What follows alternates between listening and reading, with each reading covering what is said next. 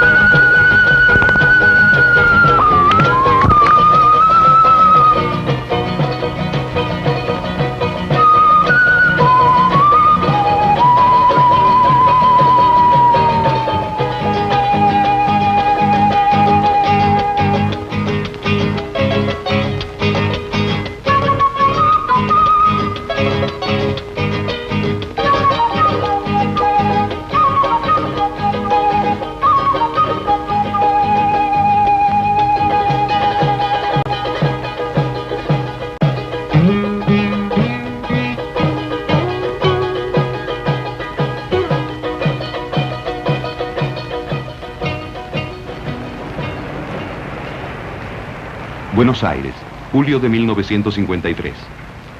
El joven Ernesto Guevara, recién graduado de médico, parte para La Paz, Bolivia, en camino hacia Venezuela, donde lo espera un trabajo en un leprosario. Tiene 25 años. Ya en 1952, con otro joven médico, había realizado un azaroso viaje por otros países del continente. Decide ahora ir a Venezuela por tren para conocer mejor América Latina. Mientras tanto, el 26 de julio de 1953, en la lejana isla de Cuba, un estudiante de leyes, Fidel Castro, lanza un ataque fracasado contra el cuartel Moncada. El episodio habrá de ser una fecha histórica para la Revolución cubana. Guevara conoce en Bolivia a otro argentino, Ricardo Rojo. ¿Cuándo conoció usted al Che? Yo me encontré accidentalmente con el Che en el mes de agosto de 1953, en La Paz, Bolivia. Entonces Guevara, recién recibido de médico, se lanzaba por Latinoamérica con el propósito final de trabajar en un leprosario en Venezuela. Y hacía el camino por tierra, es decir, en contacto con la realidad y con muy escasos medios económicos, lo que le permitía hacer una gran experiencia humana y directa. El contacto primero de La Paz, los dos muy jóvenes, hicimos un gran sentimiento de afecto, solos, y entonces a partir de allí recorrimos el interior de Bolivia, es decir, estuvimos en Oruro, en Catavi, la zona minera, estuvimos en Yungas, que es la zona subtropical al norte de La Paz, y entramos a discutir la problemática revolucionaria de ese momento, 1953, con el gobierno del Movimiento Nacionalista Revolucionario, que había introducido profundas reformas dentro de una vieja estructura como la que era de Bolivia.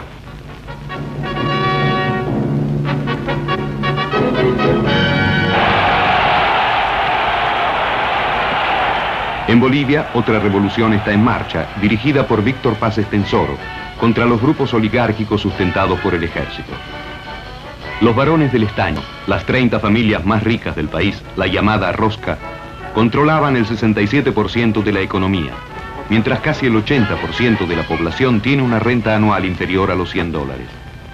Los indios bolivianos, marginados desde la conquista, representan casi el 60% de la población, pero poseen solo el 7% de las tierras. Cualquier tentativa de los indios para recuperar las tierras de sus antepasados es ahogada en sangre por el ejército y los latifundistas. He aquí un inédito documental militar boliviano.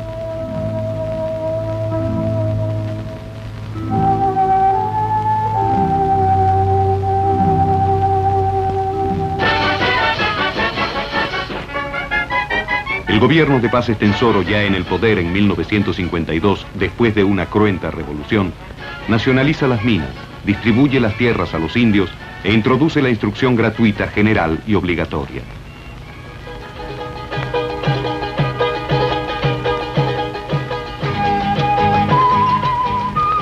En 1953, cuando Guevara llega a La Paz, estamos en plena revolución. Ricardo Rojo, el joven argentino que conoció allí, lo convence a quedarse algunos meses en Bolivia para seguir después juntos el viaje. Su destino queda sellado. Ernesto Guevara de la Serna, que iba a ser conocido en el mundo entero como el Che, no llegará nunca al leprosario de Venezuela hacia el cual había partido. Su camino será otro, y en esta misma Bolivia, en la que Guevara comienza su vida adulta, concluirá, después de 14 años de luchas, su existencia. Jaime Gutiérrez, Santa Cruz, director del Ministerio de Agraria en 1953. ¿Qué recuerdo tiene usted del Che? Bueno, de él, una persona alta, delgada, facciones simpáticas, correctamente vestido, más bien diré elegante, conversaba con soltura, con mucha simpatía, y bueno, son los recuerdos que tengo. ¿Y cuál era la manera de trabajar del Che? Bueno, en el Ministerio de Asuntos Campesinos estaba preparando una documentación sobre antecedentes de reforma agraria y había encomendado a un grupo de intelectuales la preparación de todos estos documentos, es decir, sobre la reforma agraria china, reforma agraria mexicana, reforma agraria guatemalteca, etcétera, etcétera, ¿no? Y estaba encomendado el grupo de trabajo al señor Sergio Almaraz, que fue el que lo introdujo al ministerio del doctor Guevara. ¿Cuánto tiempo trabajó? No tengo presente si entre unos 15 o 20 días aproximadamente. José Felman Velarde, La Paz, subsecretario de Prensa en 1953. Yo dirigía por entonces una oficina, se llamaba la Subsecretaría de Prensa, Informaciones y Cultura, encargada de todo el aparato de propaganda del gobierno. El Che, según entiendo, llegó a Bolivia y trabajó en la reforma agraria, y con ese motivo vino a mi oficina. ¿Qué impresión le dio el Che en los contactos que usted tuvo con él? Bueno, existe la tendencia un poco a elaborar sobre los personajes después de que estos personajes han llegado históricamente a cierto nivel. Pero si prescindimos de esa tendencia, debo decir honestamente que no producía una impresión extraordinaria. Parecía más bien un joven muy medido en su vestir, en su forma de ser, uno de los muchos extranjeros que venían a conocer la Revolución Boliviana, a vivir la experiencia en la que nosotros estábamos entonces embarcados. Después que nosotros recorrimos Bolivia, de estar casi 2 meses, nos lanzamos siempre caminando hacia Perú, entrando cerca del lago Titicaca y del lago Titicaca hacia la zona del Cusco, y de ahí atravesamos todo el sistema de la cordillera de los Andes para salir hacia la costa, cerca de Lima, en una ciudad que creo recordar se llamaba Ica. Este viaje, como le decía, el Che lo tenía programado para Venezuela.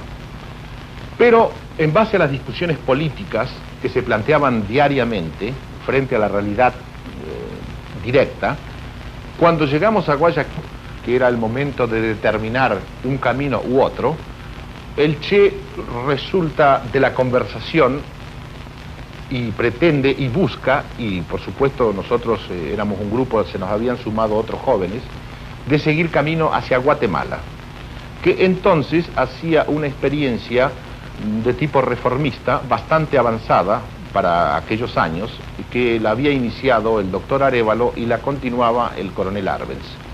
¿Y cuál era el aspecto humano del Che? Yo podría considerar que el Che en ese momento era un rebelde nato. Es decir, sin mayor formación ideológica, tenía una actitud de rechazo, de condena crítica, sin concesiones, a las formas del sistema que nosotros veíamos. Es decir, la crítica permanente al espectáculo de miseria, de abandono, de explotación en que estaban sumergidas las poblaciones que nosotros recorríamos. Tenía en eso una actitud instintiva, casi, una actitud espontánea, sin mayor formación política. La militancia política partidista del Che en Argentina, de donde él venía, no había sido de primeros planos. En realidad el Che tenía una actitud de rechazo hacia los partidos clásicos. Consideraba que todo eso era tiempo perdido. Y cuando él hacía su experiencia humana sacaba la conclusión de que todas las fuerzas políticas partidistas que actuaban en ese contexto eran un poco cómplices de la situación, sin ir, que la remediaban superficialmente, sin ir al fondo del problema. Guatemala, enero de 1954. Ernesto Guevara llega a la capital. El gobierno del coronel Jacobo Arbenz, electo en 1951, había decretado la redistribución de las tierras a los indios, casi el 60% de la población, pero dueños solo del 11% de las tierras. Esta medida afecta sobre todo a las inmensas plantaciones de la United Fruit, que controla entonces casi los 2/3 de la economía del país. La United Fruit acusa a Arbenz de estar al servicio de una gran conspiración comunista. Con el apoyo financiero de la United Fruit y el entrenamiento de los servicios de inteligencia norteamericanos, se forma en Honduras un ejército de exiliados y mercenarios bajo el mando del coronel Carlos Castillo Armas, quien invadirá Guatemala en junio del 54. Arbenz, traicionado por el ejército, entregará el poder sin resistir. Castillo Armas, acogido como quien ha salvado al país del comunismo, devolverá las tierras a las compañías y a los latifundistas. Aquí en Guatemala, Guevara conocerá a varios exiliados que han escapado de las dictaduras que oprimen a casi todo el continente. Entre ellos hay varios exiliados cubanos. Otro paso hacia las montañas de la Sierra Maestra. ¿Qué trabajo desarrolló el Che en Guatemala? Nosotros llegamos a Guatemala en diciembre de 1953. Allí entramos en contacto con asilados de otros países, inclusive con Hilda Gadea, asilada aprista, que después sería su esposa. También en Guatemala recorrimos el país, discutimos los intentos de transformación en que se encontraba empeñado el gobierno, hacíamos críticas muy duras, sobre todo Guevara. Guevara tenía en eso una actitud inflexible, vertical. Consideraba que todo esto eran pequeñas reformas consentidas dentro del sistema. Y la prevención mayor que tenía era que todo era falso o artificial en cuanto no tenía un poder capaz de sustentarlo en las etapas críticas. Esta reiteración de la necesidad de crear un propio aparato militar capaz de enfrentar las situaciones críticas tuvo su confirmación cuando en abril de 1954 el gobierno de Arbenz fue derrocado por un golpe militar directamente instrumentado por los Estados Unidos. El Che era muy duro en la discusión, es decir, muy seguro, muy firme, y esto le permitía decir las verdades más crueles, pero siempre con un gran sentido de ternura, es decir, con un gran sentido fraterno. Sostenía que era necesario decir tal cual eran las cosas para llegar a conclusiones correctas. Y esto lo decía con un tono de gran sarcasmo, de gran crueldad a veces en las palabras, pero con un gran sentido, con un gran cariño simultáneamente. Era una conjunción muy especial entre la dureza en el análisis y el trato fraterno en la discusión. Es decir, una especie de simbiosis, de síntesis, que era francamente emocionante, porque partía esto de una cosa muy sentida, muy profunda. Edelberto Torres Rivas, Londres, presidente del Frente de la Juventud en 1954. llegaron a Guatemala muchos extranjeros, uno de los cuales era Ernesto, y tuve oportunidad de conocerlo probablemente en algunas reuniones, pero finalmente identificado cuando llegaba a la Casa de la Juventud, que era el centro, por así decir, de un Frente Nacional de Juventudes democráticas que se había formado años antes. Ahora, ¿cómo se presentaba el Che físicamente, humanamente? ¿Qué impresión daba cuando él se presentó en la Casa de la Juventud? Ahora uno podría identificarlo con un hippie, mal vestido, sucio más bien, zapatos empolvados, despeinado, sin barba pero no afeitado, digamos, adecuadamente. ¿Y esa manera de presentarse inspiró alguna desconfianza al comienzo? Pues en aquel momento a Guatemala llegaban muchos extranjeros, algunos la mayor parte sin duda bien intencionados, pero se había colado también mucha gente extraña, probablemente agentes de la CIA, y ya a esas alturas del movimiento revolucionario había una gran desconfianza sobre el extranjero, sobre todo cuando, como en el caso del Che, se presentaba como andarín, como médico, vestido de esa manera. Fuimos identificándonos muy rápidamente y haciendo una buena amistad conmigo y con algunos otros guatemaltecos, y especialmente a través de mi hermana, que fue quien le presentó a Gilda Gadea, quien posteriormente fue su primer esposa. Ahora, ¿qué grupos extranjeros él frecuentaba más en Guatemala? Creo que sin ninguna duda él se hizo amigo muy rápidamente de un grupo de exilados cubanos, gente que había salido a raíz del asalto al Moncada y otros que habían llegado con posterioridad a la amnistía que dio el gobierno de Batista. Este grupo de exilados era un grupo pues poco numeroso, unos 20, 25, pero muy activos, y mantenían contactos con los sindicatos, con el movimiento sindical.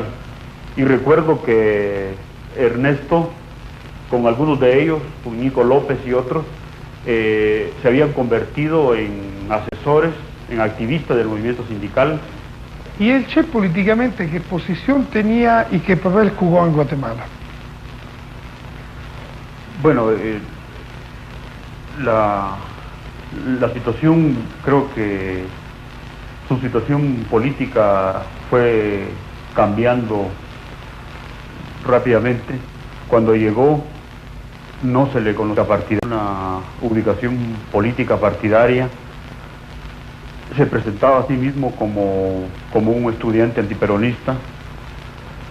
Su contacto con los exilados cubanos le permitió participar en discusiones muy vivas sobre la experiencia del Moncada. No tenía, por así decir, una posición tomada. Él era un partidario de la Revolución Guatemalteca y por eso decía que había llegado. ¿Pero qué papel jugó políticamente allá? Al principio ninguno. Y en la organización del movimiento estudiantil y obrero, Guevara participó, yo diría, activamente. Posteriormente también jugó un papel importante cuando, producida la renuncia de Arbenz, millares de guatemaltecos, especialmente líderes políticos y sindicales, cuadros de las organizaciones culturales o juveniles y sindicales, buscaron el asilo político. Argentina, me parece, con el agregado obrero de la Embajada Argentina, el cual facilitó que una buena cantidad de perseguidos políticos pudieran asilarse en la Embajada Argentina. Nicasio Sánchez, Córdoba, embajador argentino en Guatemala en 1954. ¿Cuándo conoció al Che? Yo lo conocí a Guevara en el año 1954, encontrándome como encargado de negocios al frente de la Embajada Argentina en Guatemala. En esa oportunidad, recuerdo que el ingeniero Núñez Aguilar, hombre vinculado a la embajada, por ser un técnico argentino facilitado al gobierno guatemalteco, me avisó que había unos muchachos argentinos que andaban desesperados buscando hierba para el mate. Y como yo tenía, me fui a visitarlos y llevándole el obsequio de la hierba mate. Allí los conocí en una modesta pensión al doctor Ricardo Rojo y a Ernesto Guevara, el Che. Bueno, yo lo vi en unas cuantas oportunidades cuando cayó el gobierno del coronel Arbenz, derrocado por el coronel Castillo Armas, que se había hecho cargo del gobierno, y nosotros asilamos en la embajada argentina más de 100 guatemaltecos. En esa oportunidad él concurría de cuando en cuando al embajada porque parece que tenía algunos conocidos o amigos entre los asilados. Con posterioridad supe yo que al parecer Guevara estaba inculpado de servir como agente de enlace entre la gente de asilados en la embajada y la gente que había quedado afuera del gobierno anterior. Y al parecer con motivos conspirativos. Yo supe en forma confidencial que se buscaba a este ciudadano argentino posiblemente para eliminarlo, y con tal motivo concurrí yo y lo invité a que se albergue en la embajada para evitar cualquier situación de violencia contra su persona. Porque cuando yo lo conocí y a través de las conversaciones, incluso cuando estaba en la embajada asilado, o más que asilado diré, a resguardo de cualquier situación, Guevara no era hombre de partido comunista ni hombre de extrema izquierda. ¿Cuánto tiempo estuvo en su embajada? Bueno, los asilados que teníamos en la embajada fueron, después de más o menos 2 o 3 meses, trasladados hasta la República Argentina, hasta nuestro país, en aviones militares, una flota de aviones militares que fue a Guatemala. Yo recuerdo que en esa oportunidad le dije a Guevara, le dije, mire, Guevara, el primer asiento del primer avión es para usted para que regrese a la Argentina. Y me dijo, mire, doctor, dice, yo he recibido algún dinero que me envían de mi casa y pienso seguir mi viaje, de modo que mi próxima etapa será México. ¿Puede decirnos qué cambios notó en él desde el momento que lo conoció hasta cuando salió para México? Bueno, yo diría que las características que ya he dicho se mantenían en él. Era siempre el individuo bohemio, en cierta medida el aventurero, despreocupado de su propia persona, pero quizás daba la impresión de que era un hombre más aplomado, que había madurado espiritualmente. Pareciera que ya en su norte en la vida se hubiera fijado en cierta medida. Esa fue la impresión que me dio. El hombre despreocupado, ya hablaba de problemas sociales, económicos, en fin, cosas que no lo había hecho nunca antes. Ciudad de México, septiembre del 54. Ernesto Guevara llega a esta ciudad acompañado por un joven guatemalteco, Roberto Cáceres, apodado El Patojo. Para ganarse la vida se improvisa como fotógrafo ambulante durante las mañanas en los jardines públicos. Por las tardes se dedica a su profesión de médico y de investigador científico. Será la última vez. Aquí encuentra nuevamente a sus amigos cubanos de Guatemala. Uno de ellos, Nico López, lo cita en la casa de María Antonia González, en la calle Emparán, 49. Es julio del 55. Han transcurrido exactamente 2 años desde que Guevara salió de Buenos Aires. Es un momento clave. En la casa viven Raúl y Fidel Castro, a quienes Batista ha liberado y deportado después del fracasado ataque al cuartel Moncada. El camino de la Sierra Maestra que transformará a Ernesto Guevara de la Serna en el comandante Che Guevara está abierto. ¿Y lo encontró nuevamente en México? Sí, lo encontré casualmente en el Zócalo, el centro de la Ciudad de México, tomando fotografías comerciales, acompañado del Patojo. El Che tomaba las fotos y el Patojo entregaba las tarjetas. En un transcurso de unos 3 meses tuve oportunidad de verlo y discutir con él casi todos los días. Me sorprendió, por cierto, una noche que Ernesto llegó con un tomo del Capital bajo el brazo en alemán. Yo le pregunté que por qué estaba leyendo el Capital en alemán y me dijo que tenía la intención doble de leer el Capital y aprender alemán al mismo tiempo. Y tengo la impresión de que tenía además muy avanzada la lectura del libro. En general siempre andaba con algún libro. En otra oportunidad, ya muy al final de estos meses, llevaba un libro de explosivos, un libro de química de explosivos en inglés, y me contó muy entusiasmado que ya había aprendido cómo se hacía la dinamita y algunos otros detalles técnicos que no recuerdo en este momento. ¿Él propuso alguna medida específica sobre Guatemala? Sí, recuerdo por lo menos una que fue desechada, que no fue tomada en cuenta por los dirigentes de la emigración guatemalteca, organizados en la Unión Patriótica. El Che propuso en una oportunidad un plan guerrillero, un plan de invasión. Era todo un plan militar, yo no lo conocí en detalles, pero tenía el propósito así inmediato de invadir, de hacer una expedición militar a Guatemala utilizando formas de lucha guerrillera. ¿Él se preocupó alguna vez sobre la situación argentina que usted supiera?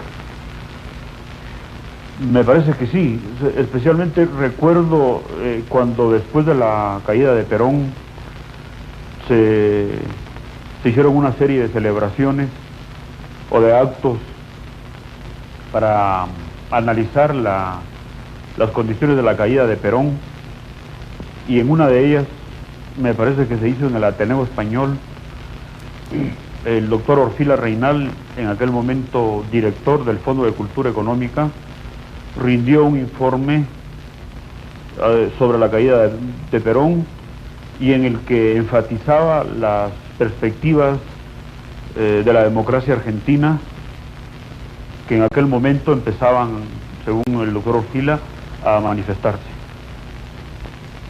Recuerdo que la plática del doctor Orfila fue interrumpida por lo menos 2 veces por el Che, y en la segunda oportunidad él dijo que creía que la caída de Perón marcaba el inicio de una serie de dictaduras militares para Argentina, porque por lo menos Perón había tenido el apoyo de la clase obrera.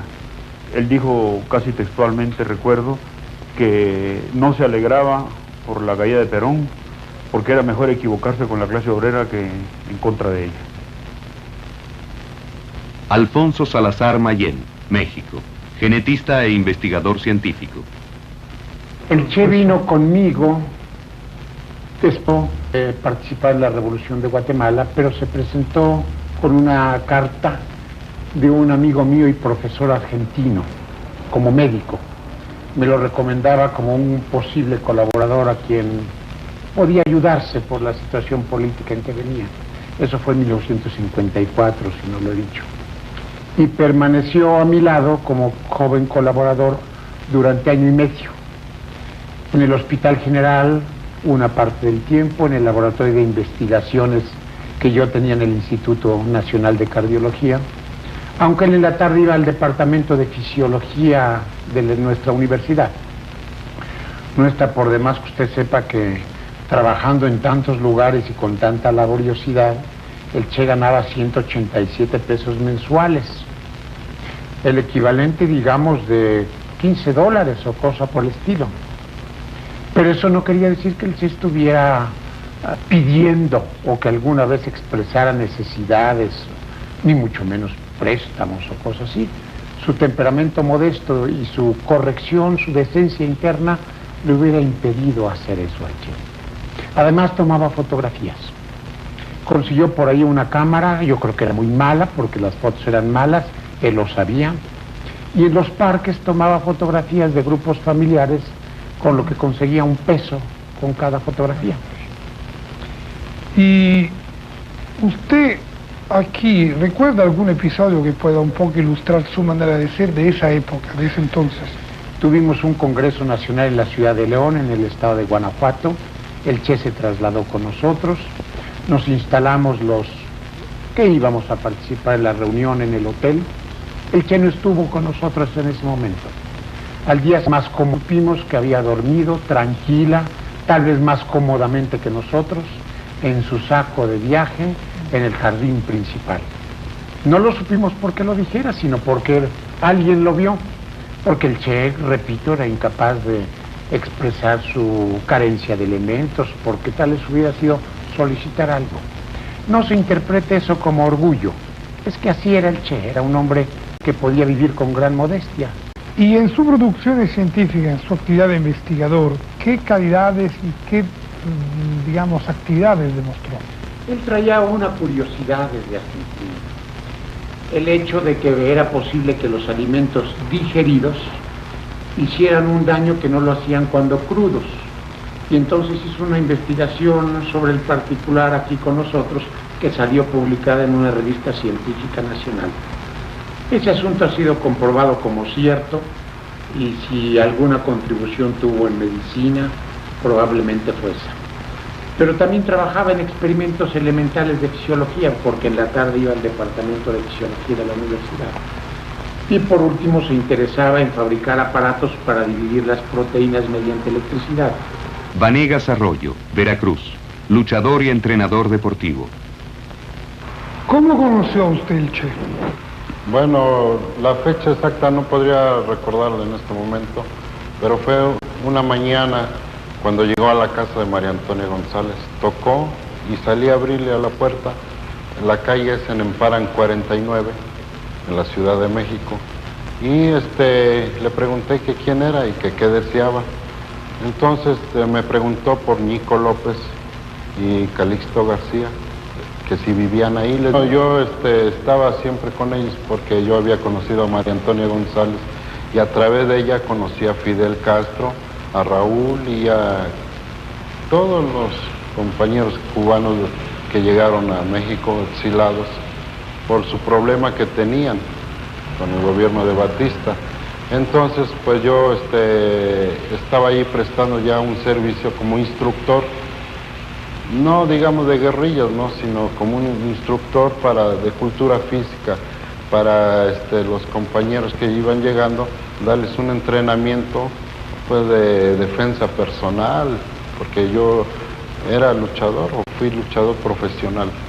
Y Calixto García y Nico López, Boniato y no recuerdo otros compañeros, ya lo presentaron a Fidel. El Che se destacó en el grupo de los cubanos. Sí, bastante, porque él fue ya casi uno de los dirigentes del movimiento 26 de julio.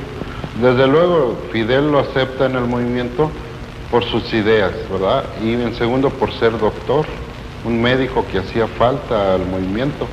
Fidel, Raúl, Juan Manuel Márquez, que era el segundo de Fidel, y el Che Guevara, y después el general Bayo también, y yo, somos los que organizamos muchas cosas. Yo en mi cosa deportiva, ¿verdad?, en cosa de entrenamiento, el general Bayo en la cosa de teoría de guerrillas, y había otros compañeros que daban la cuestión del tiro, de armas. El Che Guevara daba en cuestión de primeros auxilios, cómo curar, cómo levantar un hombre, ¿no?, y inyectarlo. ¿Y el Che en los ejercicios físicos, en todo esto, cómo resultaba? ¿Bueno o no? Era muy bueno, excelente, era uno de los mejores que había en el grupo. En todo destacaba, ¿no? En las caminatas largas que hacíamos al Cerro del Chiquihuite, al norte de la Ciudad de México, todos los días íbamos a entrenamiento. Pero el Che no estaba afectado por el asma. Bueno, sí, ya estaba afectado por el asma. Era un problema para él todo ello, pero a pesar de eso sobresalía. Desde luego, cuando entrábamos a luchar, ¿verdad? En el entrenamiento, que entrenábamos después en un gimnasio, un día íbamos a caminar y otro día era la cuestión del gimnasio, a donde les enseñaba yo a echar maromas, cómo arrastrarse en el suelo, cómo larga una pared, en fin, todas esas cosas que a la larga pensaba yo que les iban a hacer falta. ¿Cuántos extranjeros fueron los que partieron en el Granma? Bueno, la mayoría de los 82 que fueron en el Granma, el 25 de noviembre de 1956, fueron 80 cubanos, un italiano cubano, y un mexicano, Alfonso Zelaya Guillén. Y Ernesto Guevara, argentino. Cuba, diciembre de 1956. La pequeña embarcación de los invasores, el Granma, llega a Niquero, a los pies de la Sierra Maestra. El desembarco se realiza con el apoyo de varios movimientos progresistas, incluso norteamericanos, que condenaban al régimen de Batista. Pocas horas después, el ejército descubre a los guerrilleros. De los 82 desembarcados, logran escapar solo 14. Entre ellos Ernesto Guevara, herido levemente. Bajo la dictadura militar de Batista, la economía de Cuba se basa en las exportaciones de las compañías azucareras estadounidenses. Los campesinos viven en la más absoluta miseria.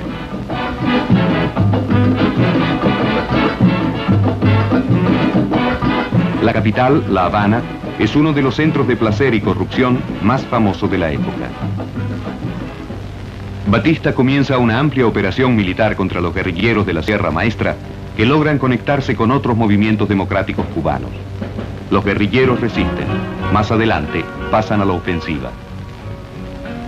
En julio del 57, exactamente 4 años después de su salida de Buenos Aires hacia La Paz, el Che, como ya lo llaman todos los guerrilleros, es nombrado comandante por Fidel Castro. Un año después, el 31 de agosto del 58, Fidel asigna al Che el mando de la 8ª columna, con la misión de ocupar la ciudad de Santa Clara, al otro lado del país, que de este modo será cortado en 2. El 29 de diciembre del 58, la ciudad de Santa Clara es atacada y conquistada por las tropas del Che. Batista abandona precipitadamente La Habana con un avión cargado de joyas, cortesanos y militares.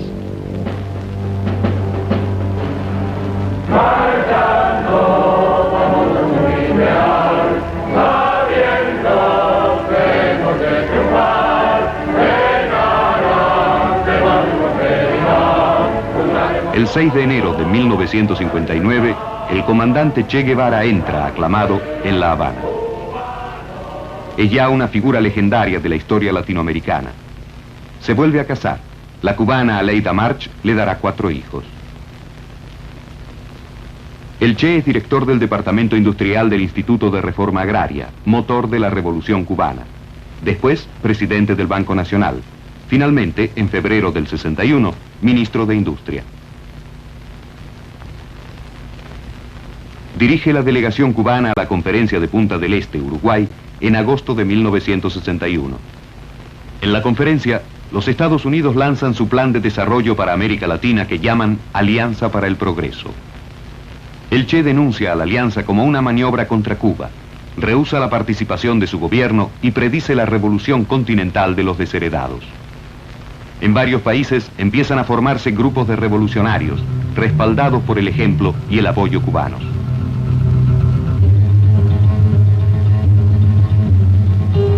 Un mes más tarde, se abre sin éxito otro frente en Nicaragua. El 14 de junio, fracasa una invasión a la República Dominicana. Después, llega el turno de Guatemala. En la tentativa encontrará la muerte el mejor amigo del Che, Roberto Cáceres, el Patojo. La guerrilla nace en Venezuela, Colombia, Honduras. Finalmente, en 1963, otro gran amigo del Che, el periodista argentino Jorge Massetti, fundador de la agencia Prensa Latina, encontrará la muerte en otro fracasado intento guerrillero en el norte argentino. Pero las guerrillas resisten, sobre todo en Guatemala, Venezuela y Colombia. Ernesto Guevara, en Cuba, madura su experiencia de revolucionario, atesorada primero en la Sierra Maestra y luego en funciones de gobierno. Hemos recogido algunos testimonios originales de su período cubano. Manolo Treto, Miami, ex guerrillero cubano. ¿Y usted la guerrilla que tenía mando, algún mando? Pues la guerrilla sí, fui teniente de un grupo de hombres, de 19 hombres.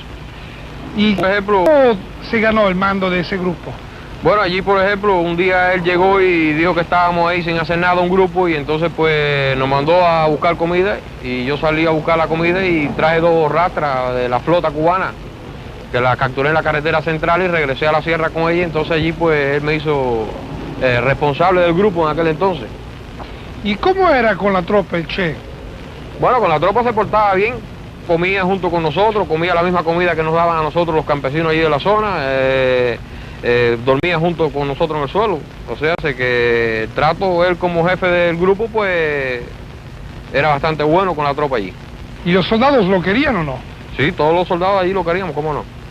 ¿Y el Che en los combates buscaba de salvar su vida o no? No, todo lo contrario. Inclusive allí nosotros, por ejemplo, hicimos un pelotón que se llamaba el Pelotón Suicida, al cual yo pertenecí también.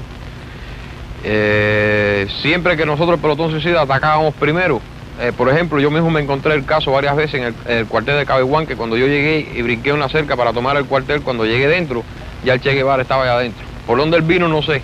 Sé que brincó una tapia y se había fracturado un brazo, etcétera, pero cómo entró no sé, porque no estaba supuesto entrar allá adentro. ¿Y cuando se terminó la guerra, usted fue siempre con el Che? ¿Con el Che Guevara? Bueno, ahí tuve la escolta personal de él, de jefe de la escolta de él, durante los primeros 7 meses del triunfo de la revolución. ¿De qué manera usted se peleó con él?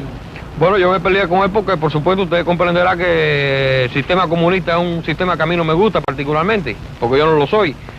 Y entonces un día, pues conversando con él, desayunando allí en una mesa, pues me preguntaron a mí qué yo quería sobre el comunismo. Y yo dije que para mí yo consideraba que eran todos unos hijos de perra. Y entonces pues no me dijeron nada, pero al poco rato pues me metieron preso entonces en las prisiones. ¿Y qué pasó después en la prisión?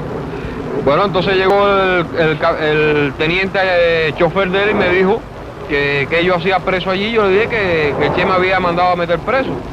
Y entonces habló con el jefe de la prisión y efectivamente me soltaron, pero con la condición de que yo no podía ir más para la casa de Che, yo tenía que irme para las villas, para mi casa.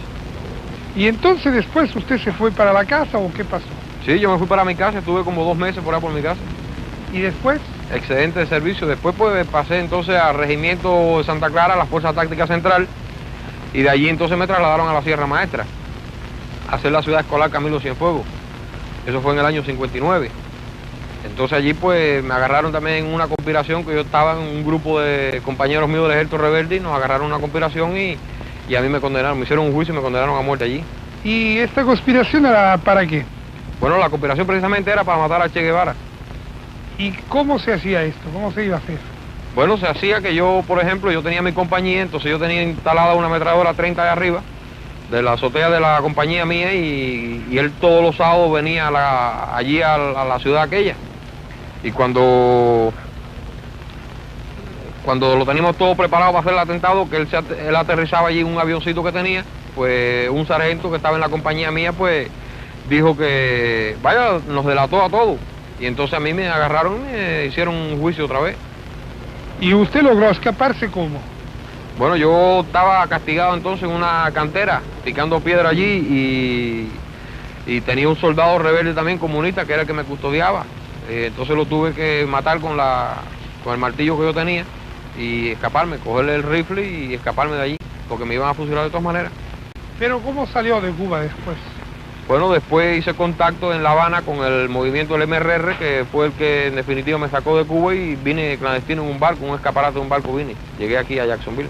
¿Y usted aquí en Estados Unidos ¿Ha seguido ocupándose de los asuntos cubanos? Sí, yo siempre he seguido luchando por la libertad de Cuba. Inclusive estuve en la invasión de Bahía de Cochino, en los tiros de infiltración me fui por Oriente, después estuve en el ejército americano, pasé todo el entrenamiento del Centro de Inteligencia americano aquí también, la infiltración, etcétera, etcétera, y sigo todavía luchando por el problema de Cuba.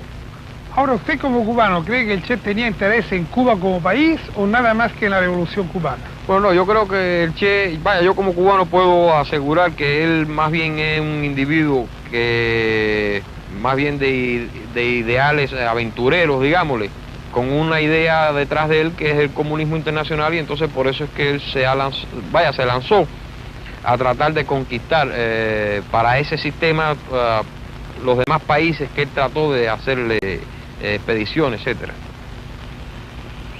¿Tiene algún episodio que le parece que puede describir bien cómo era el Che humanamente, como persona?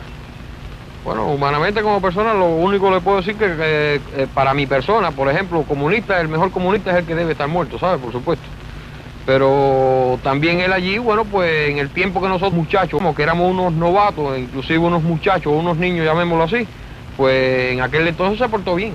Pero bueno, ya como le dije anteriormente, el mejor comunista es el que está muerto. John Bago, Montreal, hombre de negocios canadiense. Poco después de triunfar la revolución fui a La Habana para representar a algunas compañías canadienses. Núñez Jiménez, entonces director del Instituto de Reforma Agraria, que era el motor de la revolución cubana, me presentó al Che. I met him through Núñez Jiménez, and that's how we became quite good acquaintances together. First we loved chess. Con él, después de jugar, jugábamos ajedrez. Y usted sabe lo que pasa después de jugar. Se conversa y se toman algunos tragos. El Che entonces estaba muy interesado en conseguir la cooperación europea y rollo industrial. Para eso me envió a Alemania, Italia y Francia, a conseguir inversiones y maquinarias pesadas para la industria minera. ¿Puede darnos algunos ejemplos de cómo era el Che en su actividad burocrática? I mean, sitting around one of the Indra offices. Por ejemplo, una vez él vio una revista comercial de China comunista y tuvo entonces la idea de abrir relaciones diplomáticas con China. Los dos países no tenían relaciones diplomáticas ni políticas. Él no quería dar ningún paso oficial. Le pidió a su amigo Patojo y a mí de abrir una casilla postal bajo un nombre ficticio. Toda la correspondencia pasaba por esa casilla.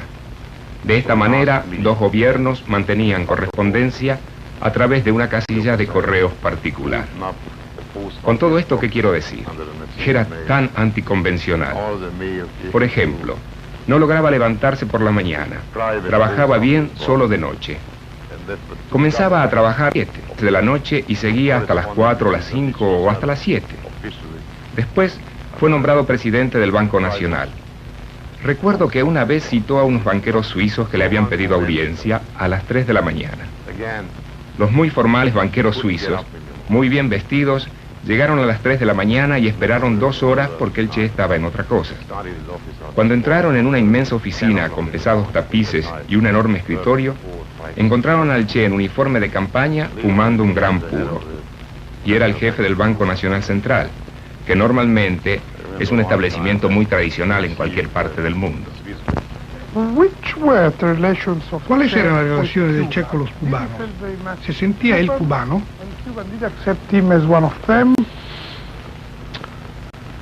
He didn't feel Cuban. I mean, he knew that the Cuban Revolution was a stepping stone for him. It was an experience. El Che no se sentía cubano. Quiero decir, él sabía experiencia. Se sentía identificado humanamente con los cubanos, pero no era un cubano.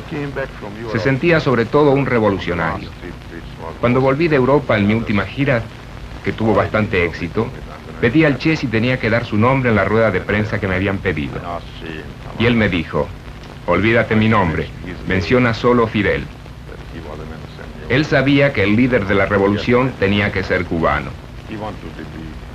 Unknown, he was a very intelligent man, and he knew that to be leader of the Cuban Revolution, he had to be a Cuban. Robert Taber, periodista. Fue el primero en llegar a entrevistar realmente a los guerrilleros en la Sierra Maestra. Publicó el primer manual sobre la guerrilla con el título La Guerra de la Pulga. Herido en la invasión de Playa Girón. Estaba junto a los cubanos. We met the first time in the Sierra Maestra in Cuba in April, I think it was 1970. Nos encontramos la primera vez en la Sierra Maestra, abril de 1957, después que la expedición cubana llegó de México. Después de la caída de Batista, yo dejé mi trabajo de periodista y volví a Cuba, donde trabajé más de un año en contacto con él. Volví a finales del 60 para organizar aquí el Comité para un Trato Justo con Cuba. Fair Play for Cuba Committee, yes. ¿Qué tipo de gente integraba el comité? Are you speaking of Americans, people here? I think that by and large it was a liberal rather than radical group. Era gente más bien liberal que radical. Gente que consideraba que la política americana hacia Cuba era demasiado reaccionaria. The situation was not being well represented and that something should be done about it. Usted conoció al Che como guerrillero y como ministro. ¿En cuál de las dos partes de su estadía cubana, a su manera de ver, se desarrolló más? Part of his life he was better or equal to the war part of his life in Cuba. La única manera esencial de ver al Che, para mí, no es como un organizador o un planificador, sino como una fuerza moral. Y en realidad, es así como yo veo a todos los grandes revolucionarios. Otros pueden planear, organizar, pero no son ellos los que dan el estilo, la atención ideal y por lo tanto la fuerza. La gente no sale hoy por cualquier cosa a la calle. Tiene que creer en algo. Y este algo no tiene que ser además una tiene que ser algo que se ve. El hecho valioso es que alguien como Fidel o como el Che haya podido decir, sí, es cierto, podemos hacerlo, somos pocos, pero creo que lo vamos a hacer de todas maneras. Bueno, pero ¿por qué cree usted que el Che salió de Cuba para Bolivia? Yo creo que el Che creía ante todo en la revolución como una misión. Para él Cuba era igual a cualquier otro escenario. Como recordará, fue a África a luchar en el Congo. Además, había otras razones. A pesar de ser adoptado por los cubanos y de ser un héroe de la revolución cubana, era un extranjero.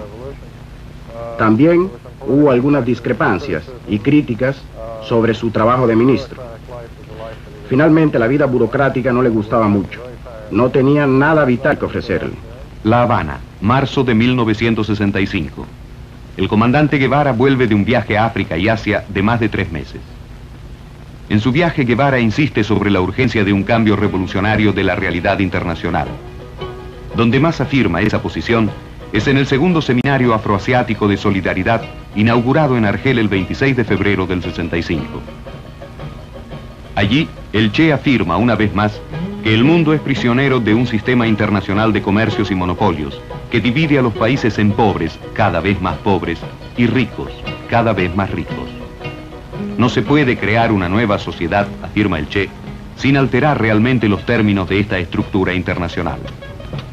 Pide por lo tanto a los países socialistas, y en particular a la Unión Soviética, que revisen y transformen sus relaciones con los países del tercer mundo, poniendo al servicio común sus inmensas riquezas de países industrializados, para que la lucha contra el imperialismo sea real y global.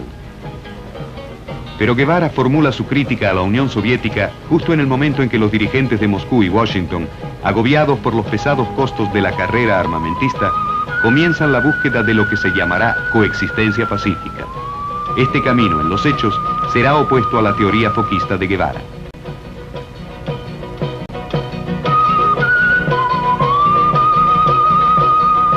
También en el plano interno se abre el debate sobre las teorías del Che, que es acusado de utopista por algunos dirigentes cubanos. Es puesta en tela de juicio, además, su teoría de industrialización acelerada de Cuba, país cuya economía tenía una profunda base agrícola. También halló reserva su teoría de eliminar los incentivos materiales a los trabajadores, sistema de estímulos adoptado por los países socialistas europeos. Sin embargo, con el apoyo de Fidel, Cuba será el único país socialista que elimina los incentivos materiales. La prensa internacional aprovecha este debate interno para presentarlo como una crisis de confianza hacia el Che. Se llega a sostener que se ha producido una ruptura con el mismo Fidel. El Che desaparece de Cuba en abril de 1965, poco después de haber vuelto de su largo viaje. No aparecerá nunca más públicamente. Mientras la prensa mundial empieza a especular sobre su desaparición, el Che, bajo el nombre de batalla de comandante Tatu, ha vuelto a Kinshasa, territorio rebelde del lado de Nueva Belga, para apoyar la guerra contra el imperialismo en otro continente, el africano. Permanecerá allí, de acuerdo al resultado de nuestras investigaciones, durante 6 meses, hasta octubre de 1965. Serge Michel, Argel, periodista, ex colaborador del Frente de Liberación Argelino, fue encargado de prensa de Lumumba. En esa época yo era redactor en jefe de Alger Soir, y las relaciones entre Cuba y Argel eran muy estrechas. Se había consolidado una espontánea amistad. Para los argelinos, Cuba era otro estilo de vida, y además un inverosímil desafío a los grandes de este mundo.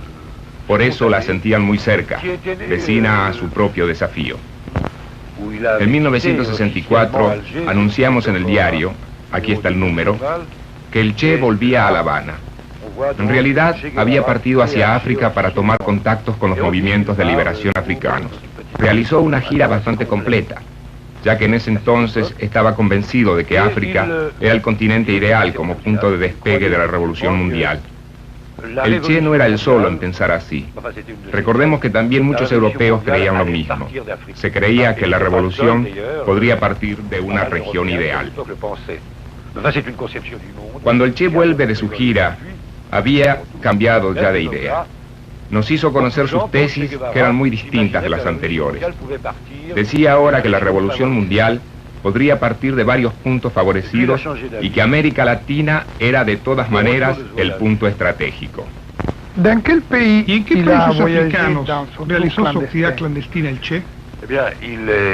Il est allé en Guinée-Bissau. Il est allé en Guinée d'abord, il est passé de Guinée en Guinée-Bissau. Bueno, él fue a Guinea-Bissau, a Angola, al sureste africano, cerca de Mozambique, a Zambia y Tanzania. Tuvo también contactos muy intensos con los dirigentes de los movimientos de liberación congolés. Se ha hablado de contrastes entre Che y los africanos. ¿Y por qué?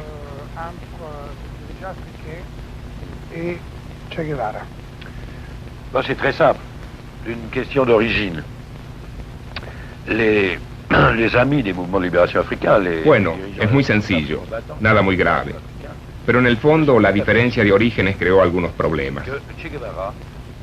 Los compañeros responsables de los movimientos de liberación africanos se dieron cuenta rápidamente de que el Che Guevara no había vivido realmente una experiencia colonial, realmente colonial, como los africanos. Que él consideraba la solidaridad revolucionaria internacional una tarea mucho mayor que lo que significaba para los africanos la lucha contra el colonialismo.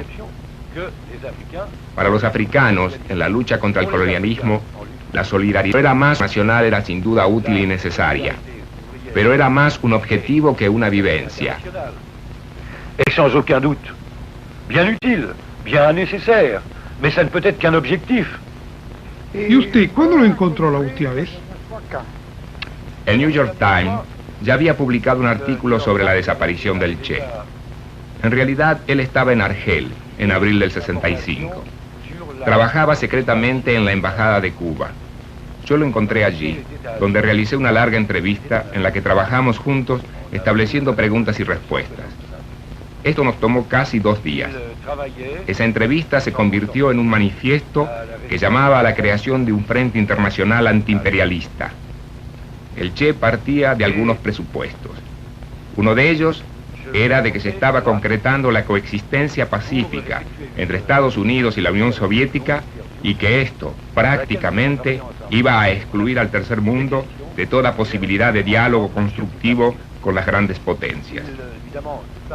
Claro que por razones de eficacia evidentes, él aconsejaba mantener buenas relaciones con la Unión Soviética.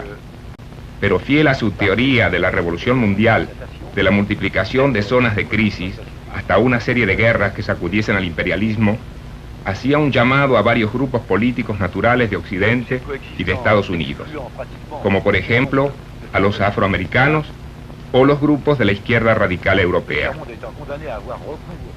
Para él, se trataba de crear una inmensa red de sostén de varios frentes de lucha.